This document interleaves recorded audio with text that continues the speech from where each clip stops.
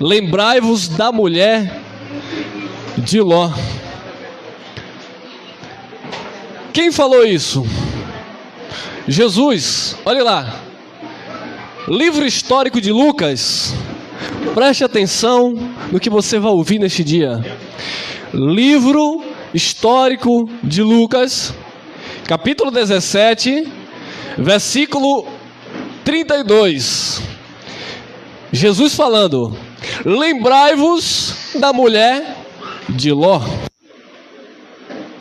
Mas, irmão, você não vai entrar no contexto desta fala? Precisamos, né, irmãos? Precisamos entrar um pouquinho no contexto dessa fala de Jesus. Eu quero deixar bem claro para os meus irmãos que vão nos assistir: não é o objetivo desta mensagem hoje, mas eu não vou deixar também esse versículo solto. Então eu vou entrar um pouquinho nesta área. Futuramente, permitindo Deus, eu irei falar mais claramente acerca do assunto. Mas eu não vou deixar os irmãos voando em um texto isolado. Jesus disse: lembrai-vos da mulher de Ló. Então, o que foi que levou Jesus a falar isso? Eu não coloquei para o Data Show, mas eu separei aqui a continuidade ou a continuação do texto de Lucas. Olha como começou. Lucas capítulo 17, no versículo 30. Quem puder acompanha, vai ficar na gravação, vocês podem acompanhar. Lucas capítulo 17, no versículo 20 a seguir até ao 32, esta fala de Jesus. Versículo 20 de Lucas capítulo 17. Interrogado Jesus pelos fariseus, quando havia de vir o reino de Deus, disse-lhe, ou respondeu: o reino de Deus não vem com aparência visível exterior, nem dirão ele aqui ou ele ali, porque o reino de Deus estará em vós. 22. Disse aos discípulos: dias virão em que desejareis ver o dia do Filho do Homem e não vereis. 23. E dize-vos-ão, ele aqui ou ele ali, não vardes, não sigais. 24. Porque como relâmpago surge no oriente até extremidades da terra ou do céu, assim será a vinda do Filho do Homem. Versículo 25. Mas primeiro convém que ele padeça muito e seja reprovado por esta geração. A geração de Jesus. Ele está dentro da sua geração relatando isso. Para quem não sabe, já nós explicamos em outras mensagens, uma geração equivale a 40 anos. E Jesus está dizendo: dentro desta geração, o Filho do Homem vai sofrer até que vocês vejam ele vir sobre as nuvens. 26. E como, agora presta atenção, 26. E como aconteceu, 26. E como aconteceu nos dias de Noé, assim será também nos dias do Filho do Homem, ou seja, a manifestação da sua vinda. O que foi que aconteceu, Jesus? 27. Comiam, bebiam, casavam-se e davam-se em casamento até um dia que Noé entrou na arca e veio o dilúvio e consumiu a todos. O dilúvio veio. A pergunta é: o mundo acabou, deixou de existir? Não. Depois que o dilúvio passou, as vidas continuaram, a terra continuou. Preste atenção. Versículo 29. Mas no dia em que 28. Como da mesma forma aconteceu nos dias de Ló. Comiam, bebiam, compravam, vendiam, plantavam e edificavam. Mas no dia que Ló saiu de Sodoma e Gomorra, choveu fogo e enxofre do céu e consumiu a todos. 30. Assim será também a vinda do Filho do Homem, ou na manifestação do Filho do Homem. Naqueles dias, quem estiver nu... Então Jesus está dizendo que na vinda dele, ele está dizendo naquela geração: quando eu vier nesta geração, que ele disse em Mateus: não passará esta geração sem que vocês vejam o Filho do Homem vindo sobre as nuvens. Só lembrando, recapitulando, uma geração tem 40 anos. E Jesus disse: assim como aconteceu nos dias de Noé, no dilúvio, que estavam todos desapercebidos, assim como aconteceu no dia lá que eu tirei Ló de Sodoma e Gomorra, que estava todos desapercebidos, assim também será na vinda do Filho do Homem. Aí no 31, ele diz que na vinda dele sobre as nuvens, o que era que ia acontecer? Naquele dia, quem estiver no telhado, tendo em seus utensílios em casa, não desça para tomá-las, mas de sorte que tiver no campo, não volte atrás. Aí ele vai e fala isso aqui: lembrai-vos da mulher de Ló. Meus amados, aconteceu, presta atenção, aconteceu, não é que vai acontecer, aconteceu 3 grandes eventos históricos que está registrado na Bíblia. Aconteceu. O primeiro grande evento histórico que aconteceu na Bíblia foi o dilúvio. O primeiro grande evento histórico que aconteceu na Bíblia foi o dilúvio, onde as pessoas estavam desapercebidas. Noé, durante 100 anos, pregoeiro da justiça, preparou uma arca e salvou a sua família. Todos estavam desapercebidos, vivendo as suas vidas. O segundo grande evento da história aconteceu com Ló e Abraão, quando Deus envia anjos e manda Ló e sua família sair de Sodoma e Gomorra, que ele ia derramar fogo dos céus e ia fulminar os moradores de Sodoma e Gomorra. Jesus, eu li o contexto para vocês não tentarem me pegar aqui em falha.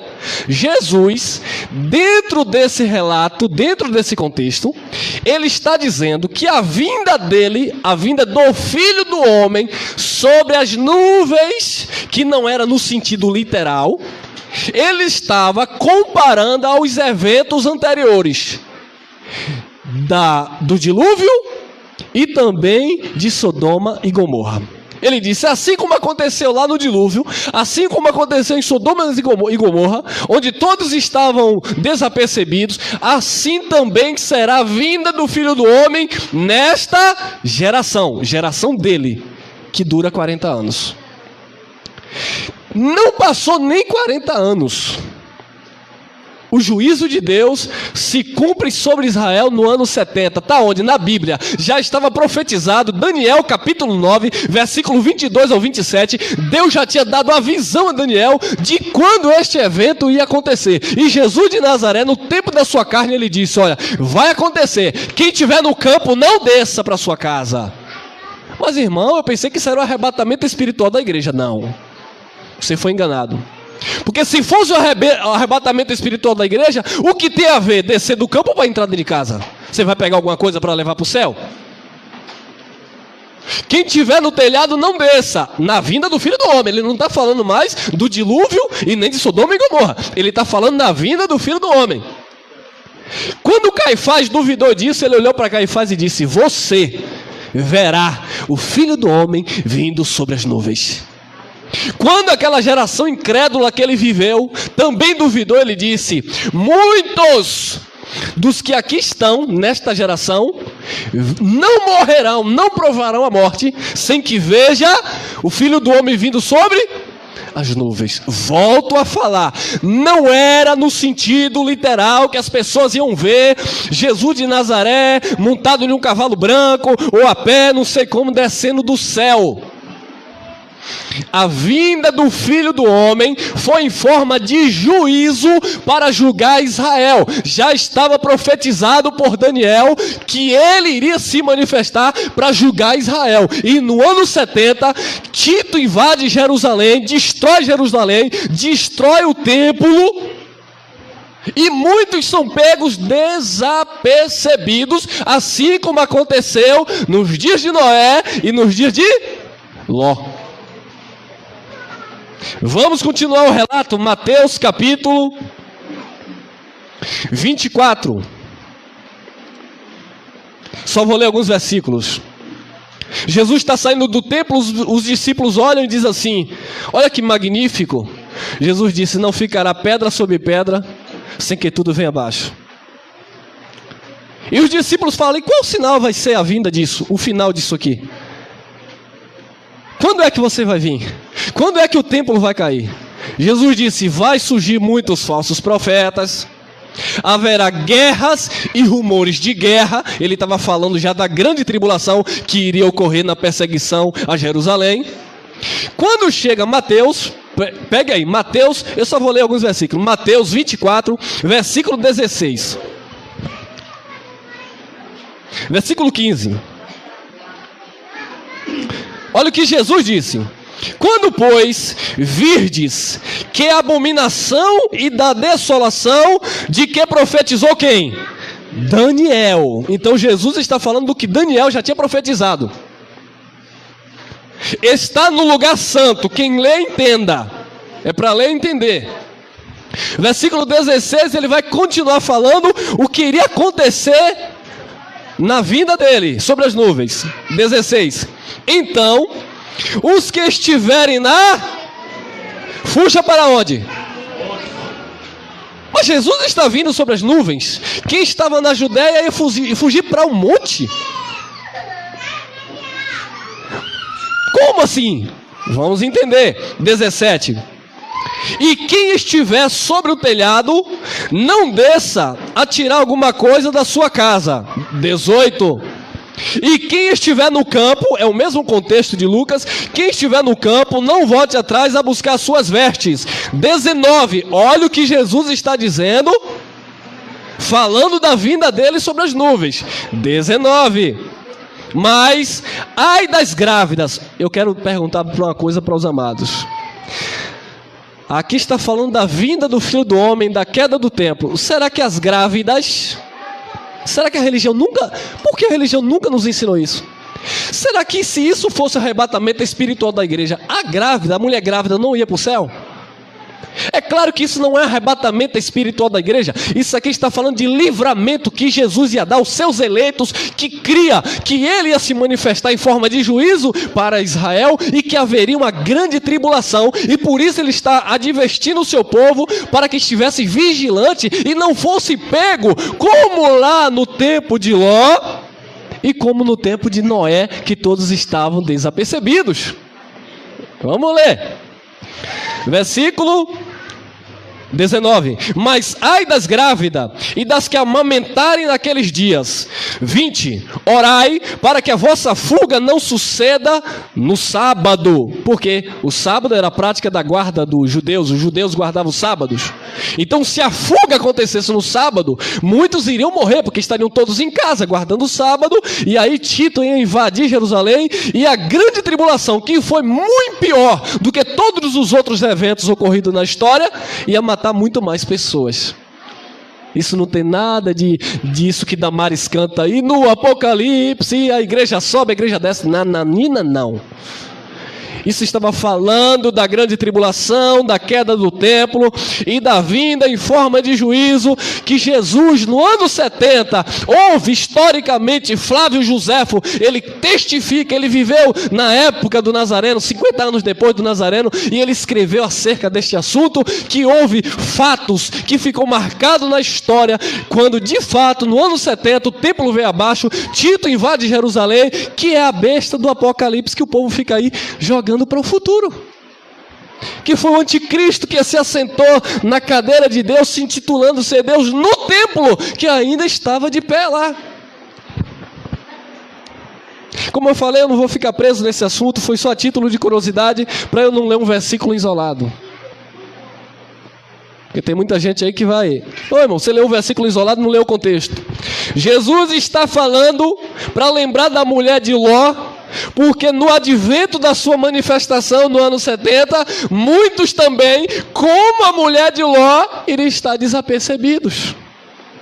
Jesus está falando para aqueles discípulos que viveu com ele, Jesus de Nazaré, está falando para os seus seguidores da época, daquela geração, e ele disse: não passará esta geração sem que tudo isto aconteça. Jesus está falando: estejais atentos, Ora para que não aconteça no dia de sábado. Se vocês estiverem no campo, não volte para casa. Coitada, ai das grávidas, daquelas que estiverem amamentando naqueles dias, porque será tempos atribulosos, a grande tribulação. Aí Jesus vai e traz à memória a mulher de Ló. Lembrai-vos da mulher de Ló. Meus amados, quando nós lembramos de uma pessoa, é no fator positivo ou negativo. Essa mulher, que nem nome aparece na Bíblia, ela deixou um péssimo exemplo. Ela deixou um exemplo de negatividade, de retrocesso, de não avançar, não caminhar, mas se estatizar, paralisar e de fato se acabar. Por quê? Vamos entender um pouco sobre esta mulher e nós vamos caminhar no raciocínio do sermão deste dia. Gênesis capítulo 19, versículo 15, olhe lá. E ao amanhecer, os anjos apertaram com Ló, dizendo: levanta-te, toma a tua mulher e as tuas duas filhas, que aqui estão, para que não pereçais na injustiça desta cidade.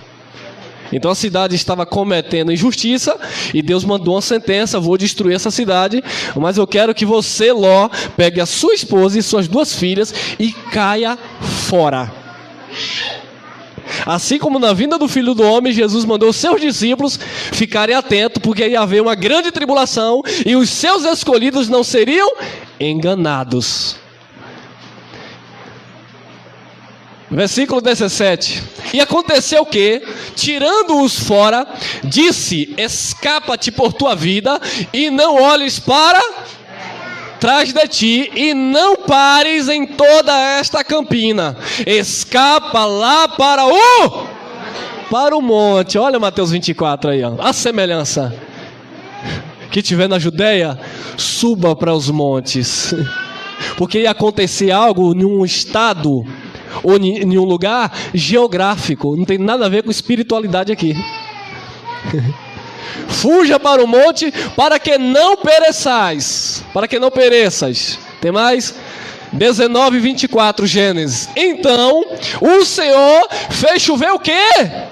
Enxofre. Olha a mensagem que nós pregamos no domingo passado. Inferno. As pessoas atribuem fogo e enxofre ao lugar estratégico onde supostamente um ser chamado Satanás está. Fogo e enxofre representa juízo de Deus sobre os ímpios. E isso aconteceu também em Sodoma e Gomorra.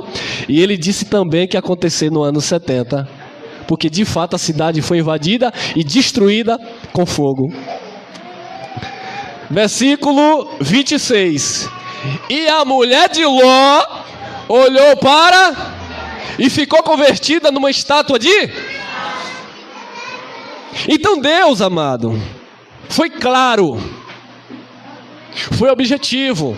Ló, pegue a sua esposa, pegue as tuas duas filhas, fuja para a campina, fuja para os montes e nem olhe para trás, porque eu vou destruir Sodoma e Gomorra. Assim Ló fez. Só que ele deu uma ordem, mas a mulher de Ló não obedeceu. Ela olhou para trás e ficou convertida numa estátua de sal. É um ditado popular que os irmãos dizem assim: a mulher de Ló saiu de Sodoma e Gomorra, mas Sodoma e Gomorra não saiu de dentro da mulher de Ló. Às vezes Cristo chama o filho dele, o eleito, para andar em novidade de vida, mas o filho dele, o eleito, tem o hábito de querer viver o seu passado podre. Jesus está chamando para reinar em vida e viver como nova criatura, mas ele sabe que tem algo preso no seu passado que ele não quer largar de jeito nem de maneira. É como o conto do macaco que estava com fome. O macaco com fome, meu amado, coloca a banana lá e ele vai atrás. Pega uma jarra ou um jarro com a boca apertada, joga a banana dentro. Ele mete a mão lá no jarro, ele vai puxar a banana. Se ele soltar a banana, ele está livre, ele vai embora. Mas ele quer a banana, então ele fica preso no vaso, mas ele não larga a banana porque ele quer a banana. Só era largar e ir embora. Tem muitos filhos de Deus que não largam o seu passado. Jesus está chamando para viver novidade de vida, mas ele está preso ao seu passado. Assim estava a mulher de Ló. E por olhar para trás, ela ficou convertida numa estátua de sal. Jesus, no tempo de sua carne, ele disse: se o sal se tornar insípido, sem sabor, para nada presta, a não ser para ser pisado pelos homens. Jesus disse: vocês são o sal da terra, é para dar diferença, é para fazer a diferença, é para temperar este mundo aí tenebroso. Vocês que fazem feira, vocês sabem disso. O sal, coitado, fica desprezado lá no pé do balcão. Você pega feijão, pega arroz, pega tudo. Aí você às vezes até esquece do coitado do sal que está lá jogado. Agora chega em casa e vai fazer uma comida boa sem sal. Aí você lembra dele. Assim é a igreja é o sal da terra. Muitos não nos valorizam, nos criticam. Mas sem a igreja, meu amado, não tem mundo. Porque a igreja é o poder de Deus aqui na terra. Mas se esse sal se tornar insípido, para nada presta. E assim foi aquela mulher de Ló. Ela foi convertida em uma estátua de sal. Não deu sabor à sua geração. Não fluiu. Então Jesus disse: lembrai-vos da mulher de Ló. Para quê? Para que nós não tomemos o exemplo dela.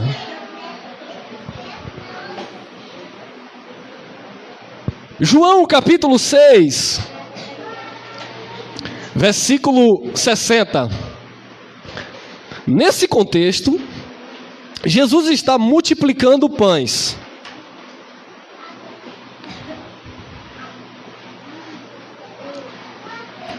Jesus está multiplicando pães e ele percebe que uma grande multidão o seguia.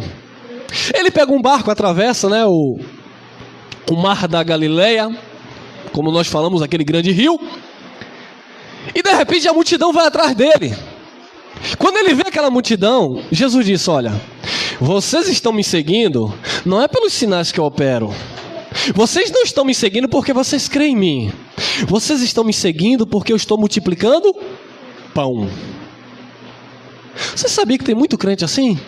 Que só quer, entre aspas, seguir ou ter comunhão com Deus, viver para o Senhor, enquanto Deus está multiplicando pão na vida dele, bênçãos. Enquanto Deus está dando, está tudo muito bem. Mas ele não aprende, como disse Paulo: eu aprendi a me contentar com o que eu tenho.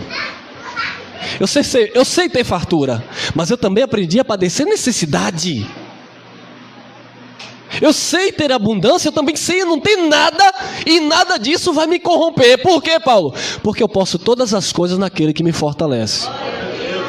Mas diferente dessa multidão que estava seguindo Jesus, era uma multidão desses crentes carnais, interesseiros, que só vai para a igreja atrás de um casamento, vai para a igreja, força de expressão, nós somos a igreja. Essas pessoas que só ouvem a palavra de Deus para obter benefícios pessoais, ter um emprego bom, talvez ter um cargo ministerial. Então muitas pessoas seguem, entre aspas, Jesus atrás destas coisas. E assim estava esse grupo. No versículo 27 do capítulo 6, Jesus disse: olha, trabalhai não pela comida que perece, mas pela comida que permanece para a vida eterna, o qual o Filho do Homem vos dará. Eles disseram: mas o que sinal tu fazes para que creamos em ti? Aí eles disseram: nós comemos o pão que desceu do céu. Moisés nos deu deste pão. Jesus disse: não, Moisés não deu do pão do céu. O verdadeiro pão do céu é aquele que desce do céu para fazer a vontade de Deus. Aí Jesus disse: eu sou o pão vivo que desceu do céu. Quem comer de mim, ou seja, quem crê em mim, viverá eternamente. Mas eles não, só queriam o pão físico, porque eles eram carnais, materialistas. Quando chega no final do capítulo, olha o que está escrito: muitos, pois, dos seus discípulos, ouvindo isso, disseram: duro é este discurso, quem o pode ouvir ou suportar?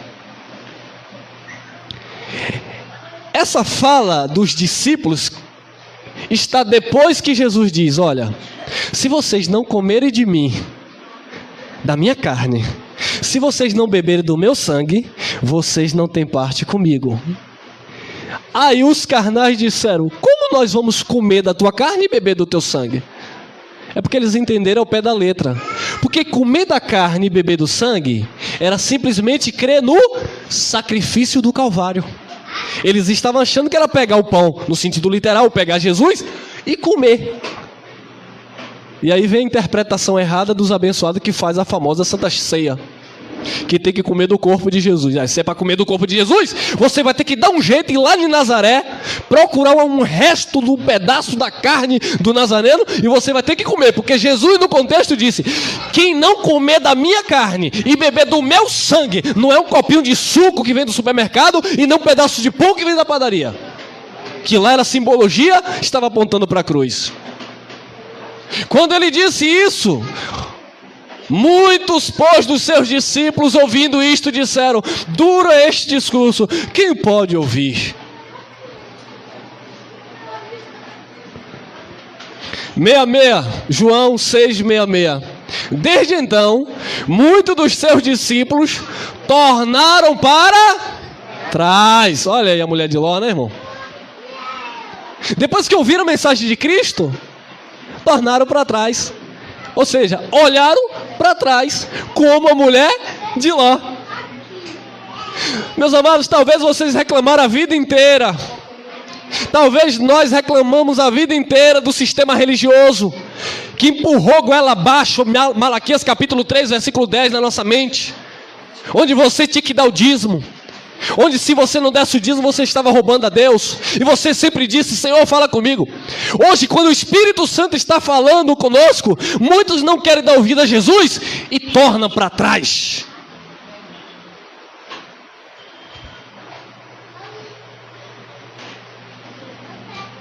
Desde então, muitos dos seus discípulos tornaram para trás e já não andavam com ele. Por quê? Não, ele não está multiplicando mais pão. Eu vou para um lugar agora que adivinha o número do chassi do meu carro, porque lá Deus fala. Aleluia. Não fala, a carne fala. Eu não quero mais andar com ele, eu não quero ouvir mais ele. Dura esse discurso, Jesus. Eu vou atrás de um que coloca a mão e eu caio, porque ali é o poder de Deus. Não é, é carne. Jesus disse: a palavra que eu digo é espírito e vida, a carne para nada presta. A palavra que Jesus estava dizendo era espírito e vida. Vocês têm que comer de mim, vocês têm que beber de mim. Se vocês não comerem deste corpo, deste pão, se vocês não beberem do meu sangue, que é crer no sacrifício, vocês não têm vida em mim. Mas eles, seus discípulos, tornaram para trás e já não andavam com ele. Quando isso acontece, Jesus olha para os seus apóstolos, os 12, aqueles que estavam com ele, e Jesus disse assim: a multidão se foi. Segundo os historiadores, quase 70 mil almas. A multidão se foi. Oh, meus filhos, fique comigo, não me abandone não, porque a igreja estava cheia e todo mundo foi embora, só ficou vocês. Fica comigo, eu não quero que vocês vão embora não, viu? Aí o sistema religioso, quando o irmão sai da denominação dele e vai para outra, ele já sai amaldiçoando. Filho do capeta, herege, abandonou a casa de Deus e foi para o mundo. Aí você diz: não, pastor, eu estou congregando, eu estou me reunindo em outro lugar. Não importa, porque era um lugar santo que Deus te colocou. Para Jesus, eu aprendo com o mestre, irmão. Aí depois que isso aconteceu, Jesus olhou para os 12 que ficou com ele e disse assim: e vocês, não querem ir embora também não? Quando ele disse isso, Pedro: Senhor, não é nem para onde, a tradução para onde está errado, é para quem? Não é para onde, é para quem? Para quem iremos nós? Só tu tem palavras de vida eterna. Senhor, o que é que Pedro estava dizendo? Senhor, não importa o que a multidão pensa de você, não importa o que a multidão pense de nós. Porque vocês não pedem dízimo, vocês são hereges. Porque você não derrama o azeite do mercado, vocês são antibíblicos. Não importa o que estão pensando de você, porque vocês não buscam o monte do Espírito Santo, porque nós pregamos que o Espírito Santo está em nós. Não importa o que pensa, para onde ou para quem iremos, só Jesus tem palavra de vida eterna, irmão. Paulo disse, Gálatas capítulo 1, versículo 10, se fosse para agradar os homens, não seria servo de Cristo. Pedro e João também disse para os sacerdotes da época, o importa é que agradar a Deus e não aos homens. Você foi chamado nesse novo pacto para agradar Jesus Cristo e não uma liderança religiosa e nem uma denominação com o nome de casa de Deus, que Deus nunca fundou instituição religiosa. Nós somos a igreja do Deus vivo, onde Ele é o cabeça. E aí Jesus pergunta para ele, não querem não? Para quem iremos? Só o Senhor tem palavra de vida eterna. Aí pensa que Jesus se acomodou e parou? Meu irmão, Jesus olha para os 12 e ainda vai além. Eu não escolhi vocês 12? Está lá, João capítulo 6, versículos 70 e 71. Eu não escolhi vocês 12, um de vós é o diabo. 71. Dizia ele isto de Judas Iscariotes, o que havia de trair. Diabo do grego quer dizer aquele que divide, aquele que contende, aquele que separa, aquele que acusa. Jesus escolheu os 12 e dentre os 12, ele, Jesus, escolheu um que iria traí-lo. João capítulo 17, versículo 12, ele orando ao Pai, ele diz, olha, dos que o Senhor me deu, nenhum se perdeu, exceto o filho da perdição, para que se cumprisse as Escrituras. Ah, meu irmão, com Jesus é 880, não tem meio termo. Mas eles já não andavam mais com Jesus, tornaram para trás e já não era mais interessante ouvir Jesus. Lembrai-vos da mulher de Ló. Nós não fomos chamados para retroceder, mas para avançar de fé em fé, de glória em glória. Amém? Olha lá, Lucas capítulo 9, versículo 57. Jesus de Nazaré está ministrando e olha o que acontece no caminho, na caminhada dele. E aconteceu que indo eles pelo caminho, lhes disse um, Senhor, seguir-te-ei para onde quer que fores. Então Jesus estava ali, pregando o reino, fazendo aquilo que ele veio para fazer, e de repente atravessa um na frente dele. Meus amados, você já percebeu que quanto mais as pessoas são oferecidas, mais que não dá fruto? Não dá fruto, irmão. As coisas de Deus, ela acontece naturalmente, porque ela é pelo Espírito, não é por força, não é por violência. É por isso que eu louvo a Deus pela vida dos irmãos que entendem a questão do Evangelho da Graça. Porque não adianta o irmão ligar para mim e falar, pastor, eu queria viajar, o senhor deixa? Aí eu venho como religioso, não irmão, porque nesse final de semana nós vamos ter atividade no ministério. Aí o irmão, sim senhor pastor, sim pastor, eu vou me submeter à autoridade. Aí quando se reunir, tá com a mente, pastor miserável, queria viajar, não deixou. Vai em paz, meu irmão, tu és livre, Jesus te libertou. Fomos chamados para a liberdade. Pastor, eu queria ir no cinema. Pode, você é livre, você é de Deus. A nossa reunião aqui é por amor e graça, não uma coisa manipulada pelos homens. Aí sempre aparece, seguir-te-ei por onde quer que fores. Aí Jesus, vai seguir mesmo? Vai seguir? Tá bom, vamos lá. Lucas 9:58. Disse-lhe Jesus. Jesus já sabia a intenção. Jesus sabe a intenção dos corações. Disse-lhe Jesus: as raposas têm covis, e as aves do céu ninhos, mas o Filho do Homem não tem onde reclinar. E por acaso o jovem perguntou isso a Jesus? Não. O jovem perguntou se a raposa tinha cova. O jovem perguntou a Jesus se as aves do céu tinham ninho. O jovem perguntou a Jesus se porventura Jesus tinha uma casa ou não. E olha que ele tinha uma casa lá em Cafarnaum. Mas Jesus, amado, Jesus é Deus. Jesus já sabia a intenção daquele indivíduo que se aproximou dele. Por onde o Senhor for, eu vou também. Ah, Jesus as raposas têm seus covis, as aves do céu ninham, mas o filho do homem não tem onde reclinar a cabeça. E o jovem triste voltou, como a mulher de Ló.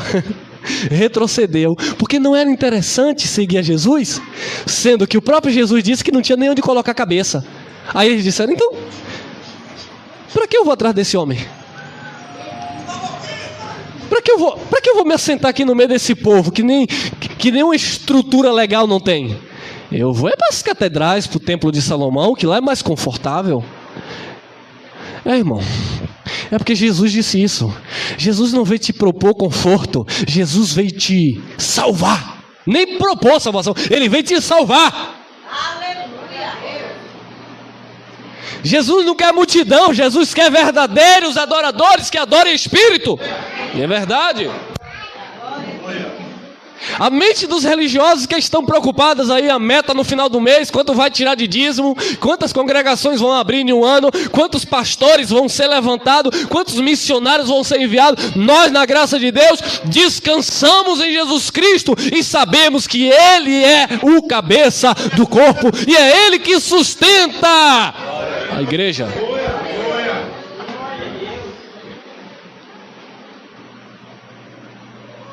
E disse outro, e disse a outro. Observe que um se oferece para seguir. Ele diz, mas eu não tenho nem onde reclinar a cabeça. O jovem fica triste. Porém ele olha para outro e disse a outro, segue-me. Mas ele, o outro, respondeu, Senhor, deixa que primeiro eu vá enterrar o meu pai. Um abençoado ou abençoados, o que falta em nós, na verdade, é prioridades e não tempo. Ô irmão, estou sem tempo.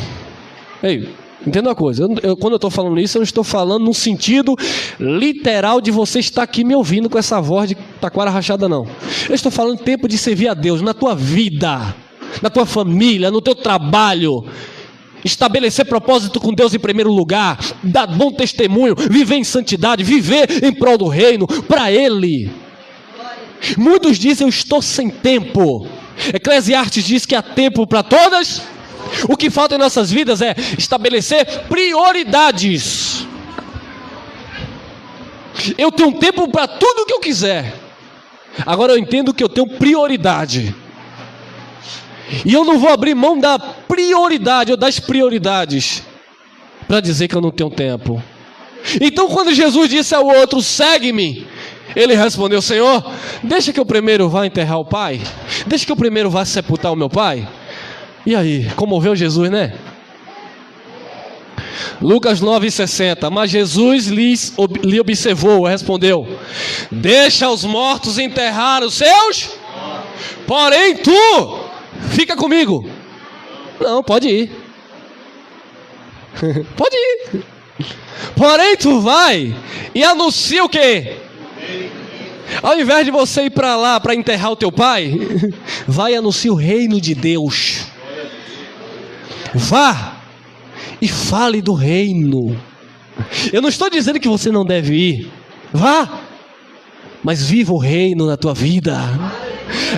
É como o irmão disse assim, irmão, me perdoe porque às vezes eu falto aqui quase 30 dias, eu não posso devido à correria do dia a dia, e eu viajo. Depois ele liga para mim, rapaz, prepara aí que vai gente te ligar aí, porque onde eu estou semeando o reino e as pessoas querem ouvir. E pessoas de outro estado estão ligando, dizendo que estão ligados aqui nesta manhã e talvez no YouTube mais tarde, que estão acompanhando esta palavra, crendo e já estão dando frutos, porque esta é a palavra de Deus. Não é para você ficar aprisionado aqui, é para você crescer na graça e no conhecimento e dar fruto para o reino de Deus. Isso aqui é apenas um quartel onde nós nos preparamos, onde nós nos edificamos uns aos outros. Mas a eclesia, a igreja, é chamados para fora. É aí fora que nós vamos mostrar a diferença e bater nesse sistema corrupto que engana as vidas. Jesus disse: pode ir, mas vai anunciar o reino de Deus. Em outra passagem ele disse: deixe os mortos sepultarem os seus mortos. Você está vivo. Jesus te deu vida. Amém? 61. Disse também outro. Ele não disse a outro, disse também outro: Senhor, eu te seguirei, mas deixa-me despedir primeiro dos que estão em minha casa. Eu vou, mas primeiro deixa eu me despedir dos que estão na minha casa.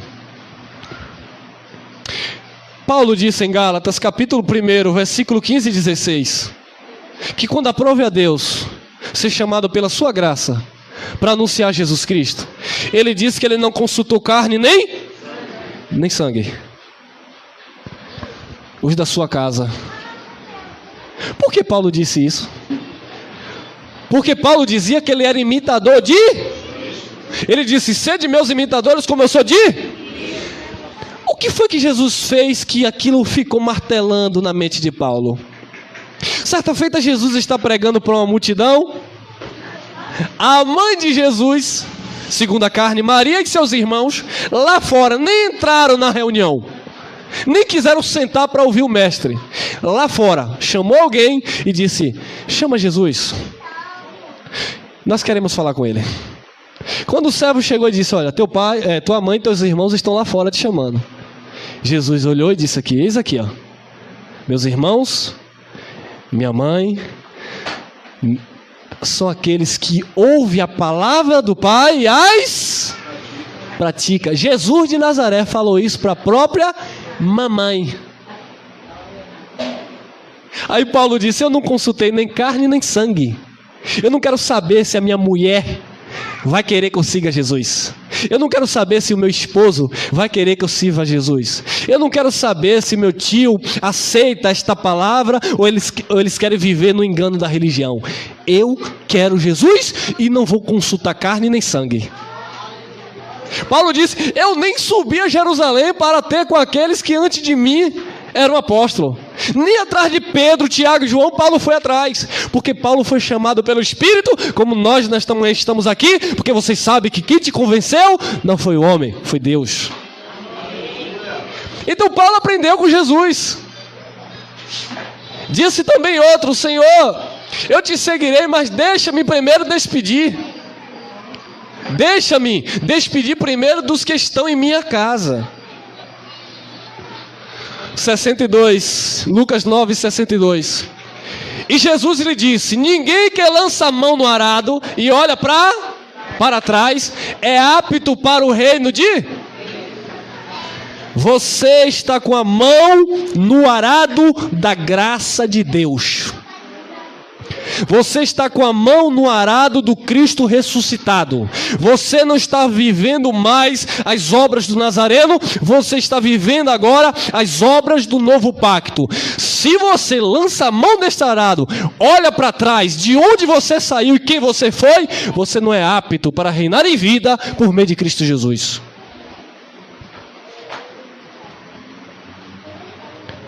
E Jesus lhe disse: ninguém que lança a mão do arado e olha para trás é apto para o reino de Deus.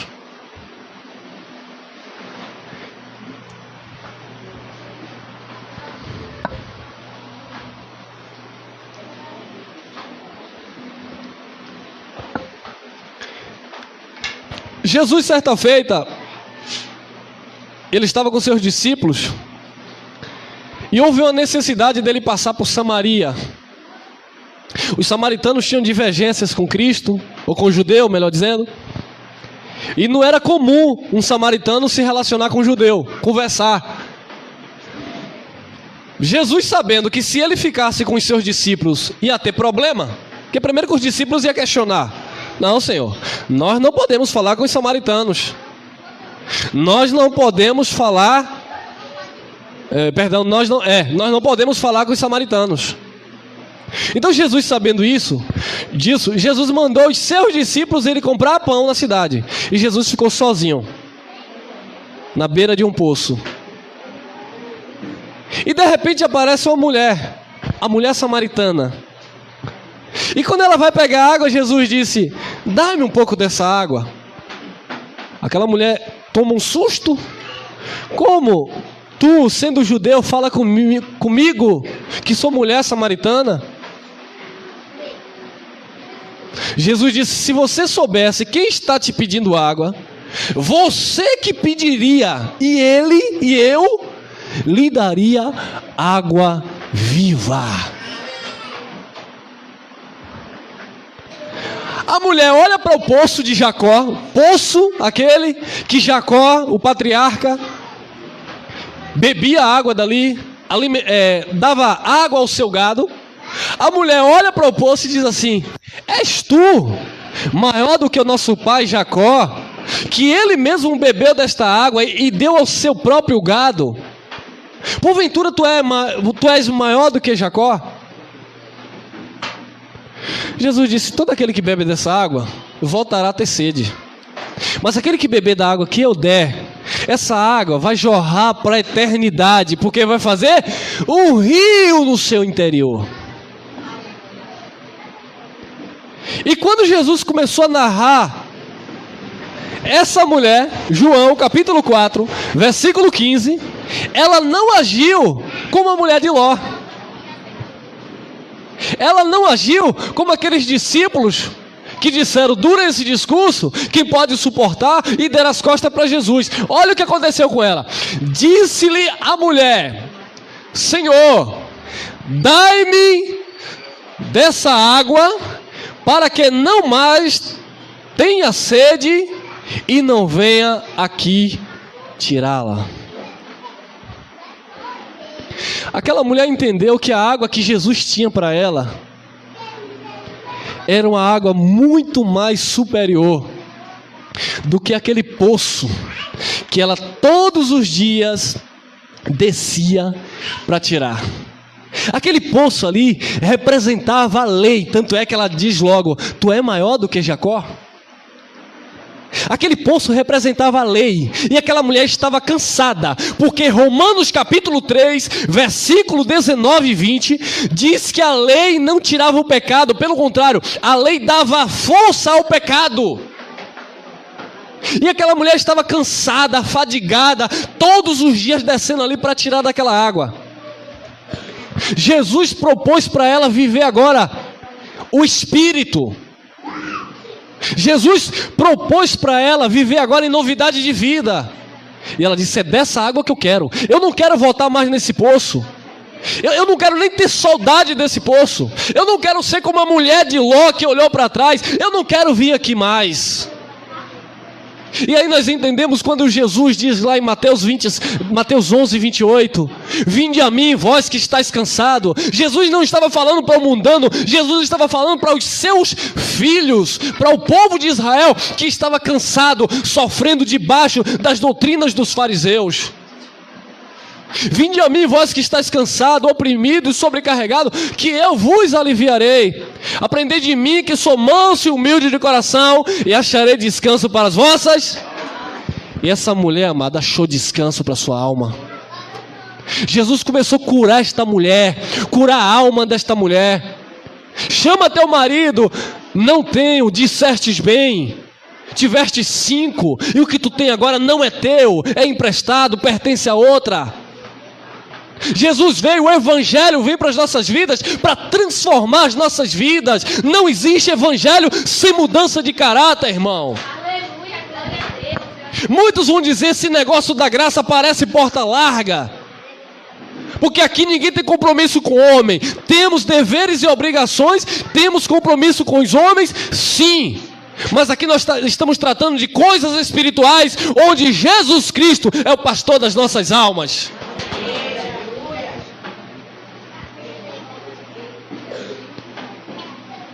E quando aquela mulher viu que a proposta de Jesus era muito melhor do que aquele poço que deixava ela cansada, afadigada, ela disse: dá-me desta água, para que não mais tenha sede, e não venha aqui para tirá-la. E aqui estamos nós, amados. Nós estávamos cansados do poço de Jacó. Traga teu sacrifício no altar. Venha sacrificar teu Isaac. Que Isaac, irmão? Venha participar da fogueira. Venha participar do copo com água ungido. Venha participar do jejum de Daniel. Foi Daniel, não sou eu, irmão. Eu sempre digo, o crente ama fazer o jejum de Daniel. É quando o católico diz: eu vou fazer o jejum de Maria, ele diz: idolatria. Ah, tu faz o de Daniel e a irmã não pode fazer o de Maria. É o sujo falando mal lavado. Você não está na lei, você está na graça. Você não está vivendo profeta, você está vivendo Cristo. Porque Cristo é o fim da lei e dos profetas.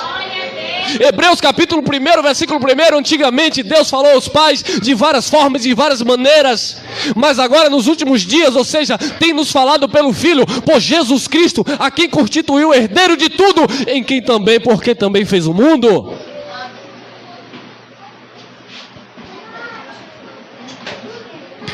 E Paulo aprendeu. Paulo era um religioso nato, perseguidor da igreja, fariseu de fariseu, da tribo de Benjamim, zeloso da lei, segundo a lei, irrepreensível, ensinado aos pés de Gamaliel, doutorado, capacitado, instruído, poliglota. Paulo era o cara. Mas um dia ele se deparou com essa graça de Deus. E olha o que ele relata, Filipenses, capítulo 3, versículo 7. Mas o que para mim era ganho, e era ganho, viu, irmão? Era ganho. Aí, ó, tá aí minha esposa aí, ó. Chegamos em um certo lugar, de uma certa igreja. O pastor olhou para mim e disse assim: quero conversar com você. Tá com igreja em Salvador? Eu falei: sim, nós temos um ministério, sim. Tá trabalhando? Eu falei: tô. Você trabalha de quê? Eu falei: eu trabalho em construção civil, trabalho de segurança. Por enquanto, nós vamos conversar. Vamos falar de salário. Você vai nos representar. Peguei minha esposa, coloquei, modo de falar, coloquei debaixo do braço. Graça e paz. Nós não fomos chamados para mercadejar o evangelho. Nós fomos chamados para exaltar Jesus Cristo. Paulo disse: o que para mim era ganho, e era ganho ser um religioso, hein, Paulo? Andar aos pés de Gamaliel, ter carta dos sacerdotes, hein? Andar com a guarda ao seu favor, com o exército, hein, Paulo? Cidadania romana, dupla cidadania, hein, Paulo? Mas o que para mim era ganho, eu reputei por perda por Cristo. Entenda uma coisa, amado: tudo que você aprendeu no sistema religioso, se você não tiver esse sentimento, atitude de Paulo, você vai estar como a mulher de Ló, olhando para o teu passado. Olhe para Jesus, que é o autor e consumador da tua fé. Porque quando Paulo olhou para Jesus, ele disse: eu considero por perda tudo aquilo que eu achava que era ganho. Eu não estou aqui pregando por um salário pastoral. Eu não estou aqui pregando porque a igreja me banca com um carro. Eu não estou aqui pregando porque a igreja me dá uma casa. Eu estou aqui pregando por amor a Cristo. E quem está comigo desde o início sabe, nós nunca retrocedemos. Nunca! Sempre para frente, avançando para Jesus. E Paulo continua, versículo 8, Filipenses 3:8. E na verdade tenho também por perda todas as coisas pela excelência do conhecimento de Cristo Jesus. Você está vivendo excelência de conhecimento. Meu Senhor, pelo qual sofri perda. Porque sofre, né, irmão? Tudo que você vai abrir mão, você vai sentir. Pelo qual sofri perda de todas estas coisas, e as considero como... Eu perdi, mas para mim era esterco. As considero como esterco, para que possa ganhar a Cristo. Paulo disse: eu quero viver Cristo. Eu não quero mais viver religiosidade. Eu não quero viver mais fanatismo. Eu não quero viver mais denominações. Eu não quero viver mais coisa de homem. Eu quero viver agora o Espírito da graça de Deus. Eu não quero entrar em um lugar desse com um homem dizendo: bem-vindo à casa de Deus. Eu quero entrar em um lugar desse e ouvir uma palavra que diz: eu sou templo de Deus. Eu não quero entrar em um lugar desse onde o pastor diz: tu és um pobre, miserável, cego e nu. Eu quero entrar em um lugar desse e ouvir Romanos capítulo 1, que não há condenação para aqueles que estão em Cristo Jesus. Eu quero entrar em uma reunião e ouvir uma palavra que diz que aquele que está em Cristo, nova criatura. As coisas velhas se passaram, tudo se fez novo. Eu não olho para trás, eu não sou como a mulher de Ló. Eu só lembro dela para não a imitá-la. E Paulo disse: eu considero como esterco para que eu possa ganhar Cristo. 12. Não que já tenha alcançado ou que seja perfeito. Nós somos falhos no que tange a nossa humanidade. Nós erramos o alvo. Nós não estamos aqui rotando santidade. Nós temos uma carne que luta contra o nosso espírito. Nós temos uma carne que nunca se converte. Ela precisa ser domada. Paulo disse aos coríntios que esmurrava a sua própria natureza para que, pregando aos outros, ele não fosse reprovado. Nós temos uma carne que tem vontade própria, mas nós temos um espírito, uma consciência de quem é Deus em nossas vidas. E Paulo diz: não que tenha alcançado ou que seja perfeito, mas prossigo para alcançar aquilo para o que fui também preso por Cristo Jesus. 13. Irmãos, quanto a mim, não julgo que eu haja alcançado, mas uma coisa faço, e é que, esquecendo-me das coisas que atrás ficam, e avançando para as que estão diante de mim, prossigo para o alvo. Existe prêmio, irmão. Pelo prêmio da soberana vocação de Deus em quem? Existe uma soberana vocação. Quem te chamou não foi o homem, foi Deus. Quem te escolheu foi Deus. Você não aceitou Jesus não, meu amado. Foi Jesus que te aceitou e te chamou. Foi Jesus, irmão. Eu esqueço das coisas que para trás ficaram. Eu não sou como uma mulher de Ló que fica olhando para o passado e fica convertida em estátua de sal. Nós avançamos. Olhe lá, Gálatas capítulo 5, versículo 1.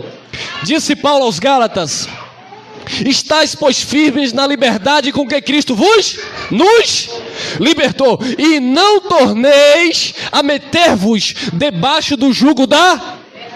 Em Cristo você está? Em Cristo você está livre.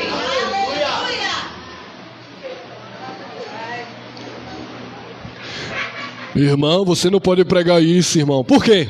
Porque se você disser que a igreja está livre, os irmãos não vão querer mais congregar, os irmãos não vão querer mais ofertar, os irmãos não vão querer mais, irmão, te honrar.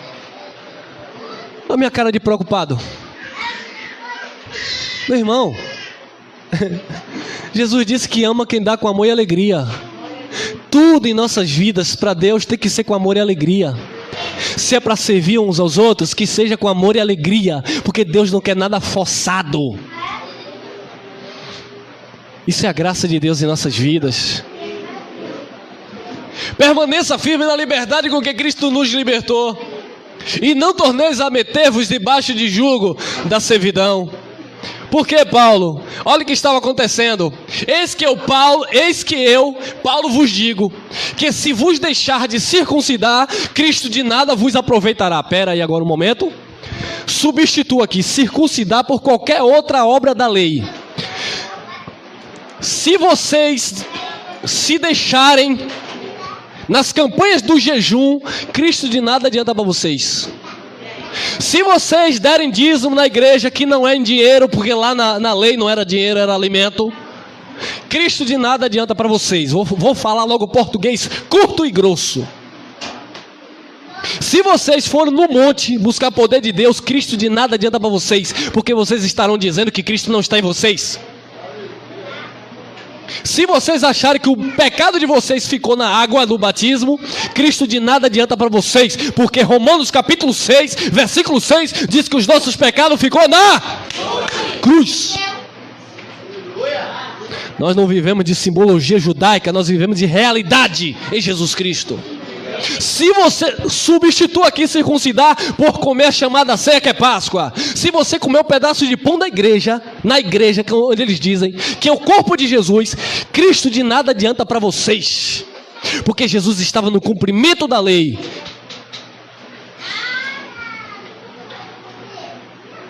E os Gálatas, que Paulo fundou na graça, estavam retrocedendo, querendo aceitar os rundimentos de obras mortas da lei. E Paulo continua, 3. Mas nem ainda, é o 3. E de novo protesto, Gálatas 5:3. E de novo protesto a todo homem que se deixa circuncidar. Circuncidar aqui é viver a circuncisão, é lei. Nós não estamos no ministério da circuncisão, mas no ministério da incircuncisão. Nós não estamos na lei, estamos na graça. E de novo protesto a todo homem que se deixa circuncidar, está obrigado a guardar toda a... Tiago capítulo 2, versículo 10. Se você guardar a lei e tropeçar em um ponto dela, é transgressor de toda ela. Não tem como guardar toda a lei. Ninguém na terra guardou a lei. Por isso que Jesus veio cumprir, para ser o nosso substituto. Gálatas capítulo 2, versículo 3. Mas nem ainda Tito, que estava comigo, sendo grego, Tito era grego, não era judeu, então não precisava circuncidar. Mas os falsos irmãos judeus queriam circuncidar Tito. Tito, meu irmão, eu sou judeu, eu sou grego, eu sou gentil, eu sou estrangeiro para vocês, eu não preciso circuncidar. Eu vivo a incircuncisão, eu vivo Cristo por fé, não é pela lei. Mas nem ainda Tito, que estava comigo, sendo grego, foi constrangido a circuncidar-se. Versículo 4. E isso por causa dos falsos, olha lá, irmão, falsos irmãos, que se tinham entremetido e secretamente entraram a espiar nossa liberdade que temos em Cristo. Sempre entra alguns para espiar nossa liberdade que temos em Cristo Jesus, para nos pôr em servidão, querendo colocar jugo. Mas nem Tito se submeteu, olha lá. Olha o que Paulo continua dizendo. Aos quais, falsos irmãos, nem ainda por uma hora cedemos com sujeição, para que a verdade do evangelho permanecesse entre vós. Paulo disse, nós não nos submetemos a vocês, para que a verdade do evangelho permaneça. Nesse contexto, Paulo chega na igreja, Pedro chega na igreja e quer judaizar os gentios. No versículo 14 do capítulo 2, Paulo chama Pedro na presença de todos e diz, você não anda em conformidade com a verdade do evangelho. Porque você está querendo, Pedro, suscitar a lei. Versículo 16, Paulo diz que ninguém é justificado pela lei, porque nós somos justificados pela fé em Jesus Cristo. Hebreus capítulo 6, Vamos encerrando, amados. Hebreus capítulo 6, versículo 4. Olha o que disse o apóstolo aos hebreus que estavam querendo viver Cristo e Moisés. Porque é impossível que os que já uma vez foram iluminados. Quem foi iluminado aqui? E provaram o dom celestial e se fizeram participantes do Espírito Santo. Você é participante do Espírito Santo. Mas a palavra está dizendo que é impossível, presta atenção. Porque é impossível aos que já uma vez foram iluminados e provaram o dom celestial e se fizeram participantes do Espírito Santo. 5. E provaram a boa palavra de Deus e as virtudes do século futuro. 6. E recaíram ou decaíram da graça, retrocederam. Gálatas capítulo 5, versículo 4. Todo aquele que se justifica pelas obras da lei e da graça tende caído. E recaíram, seja outra vez renovados para arrependimento. Não tem mais do que se arrepender. Presta atenção. Você estava no mundo, alguém pregou a Bíblia. Você foi para uma igreja evangélica e o povo te empurrou doutrina. fez você engolir a Bíblia sem interpretar, sem entender texto, sem entender pacto, sem entender nada. E você não podia questionar. O pastor dissesse é Malaquias 3:10, você só lia Malaquias 3:10. Porque se você fosse mais para frente ou mais para trás, você ia descobrir que dízimo nunca foi dinheiro e nunca foi para a igreja. Então quando o pastor lia lá 2 Coríntios 5:17, irmão, o que é que o irmão está fazendo aí de bermuda, de camisa polo? Você nunca leu a Bíblia? Está escrito 2 Coríntios 5:17, aquele que está em Cristo, nova criatura, as coisas velhas, tudo se fez novo, irmão. Já passou esse negócio aí dessa maquiagem aí, viu, irmã? Já passou esse negócio aí desse batom aí, desse cabelo aí, viu, irmã? Tá linda, viu? Já passou. É porque eles não passaram o contexto. Que Paulo está falando de alianças, as coisas velhas que ficaram para trás, é a lei de Moisés, tudo se fez novo em Jesus Cristo. Mas se você recair, e se recaíram, sejam outra vez renovados para arrependimento, pois assim quanto a eles, aqueles que recaem, decaem da graça, de novo crucificam o Filho de Deus e os expõem ao vitupério, à vergonha. Tem muita gente ainda crucificando o Filho de Deus. Muita gente crucificando o Filho de Deus. Como, irmão? Quando você pega o teu 10% e leva para a igreja dizendo que está dando dízimo. Como, irmão? Quando você faz o jejum de Daniel, você está crucificando o Filho de Deus. Quando, irmão? Quando você coloca a mão assim para o pastor colocar a mão e te abençoar, você está crucificando o Filho de Deus, ultrajando o Espírito da graça, porque você não leu Efésios capítulo 1, versículo 3, que Ele nos abençoou com todas as sortes de bênçãos. E ninguém pode amaldiçoar quem Deus já abençoou. Quando é que você está de novo crucificando o Filho de Deus, expondo ao vitupério, à vergonha? Quando você está em um lugar e não está feliz, não está satisfeito com o sistema, e você não sai porque você está com medo de pedir a carta do pastor, porque ele não vai te liberar. É porque você não leu Paulo em 2 Coríntios 3, que nós somos a carta escrita, não com tinta, mas pelo Espírito Santo de Deus. Você é livre. Você está em Cristo, não está no homem. Recaíram. Não vai haver mais, não terá mais condições para se arrepender. Estava no mundo, foi para a igreja. Jesus abriu os teus olhos e disse: tu és a igreja. Nós somos a igreja. Ele é o nosso pastor, apóstolo da nossa confissão. Se você retroceder, se você olhar para trás como a mulher de Ló, se torna estátua de sal. Não avança, não cresce, mas vai sempre ficar sendo doutrinado pelos homens e não vai dar um passo em Cristo, porque tem que ter alguém para te manipular.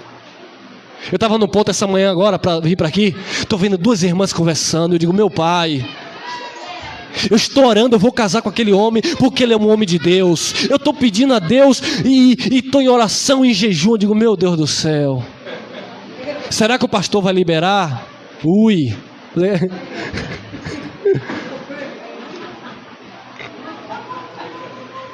Quantas vezes eu sofri: pastor, eu quero viajar. Não pode, esse ano nós vamos romper na casa do Senhor.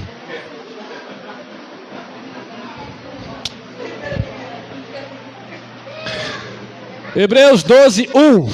Portanto, nós também, pois que estamos rodeados de uma tão grande nuvem de testemunhas, deixamos todo o embaraço e pecado, práticas carnais, que tão de perto nos rodeia, e corramos com paciência a carreira que nos está proposta. Existe uma carreira proposta para a tua vida. E no 2 ele vai dizer: olhando firmemente para Jesus, que é o autor e consumador da nossa fé. E eu encerro aqui agora, nesta manhã, Efésios capítulo 2, versículo 10, que diz assim: porque somos feitura sua, criadas em Cristo Jesus para as boas, não é obra da lei, boas obras do Espírito, as quais Deus vai preparar para você andar, as quais Deus preparou para que andássemos. Graça e paz, e ande nas boas obras do Espírito de Deus na tua vida.